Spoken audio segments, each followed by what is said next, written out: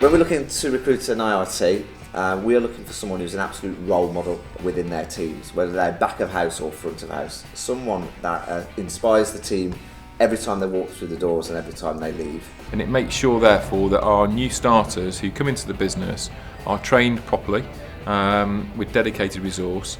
And overall, I think it's a great addition to our restaurant teams, both front of house, as I said, and also in the kitchen. The person that motivates people, like to have fun at work, like you have to take that responsibility in yourself. It's not a case of just having someone to fill forms in, it's having somebody to take control and take responsibility for the training of your new team. I think it's a role that's very flexible, as in you get 6 hours a week, but you can use that however you want. If you can only come in, say, for 2 hours one day, you don't have to come in for a whole shift. You can just do, little bits at a time. So it's not taking on a massive amount extra.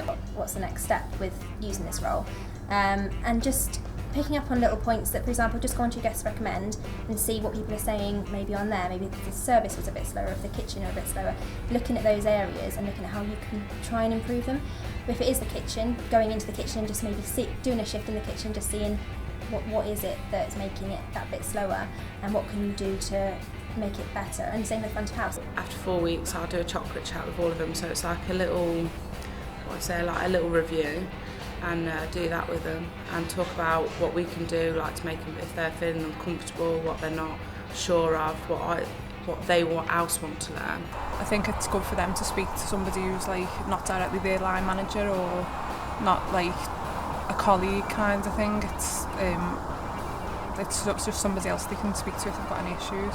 If we're all one team, to go from the cleaners to kitchen porter to then being front of house and back of house, as the IRT, you have to develop yourself in every single sector.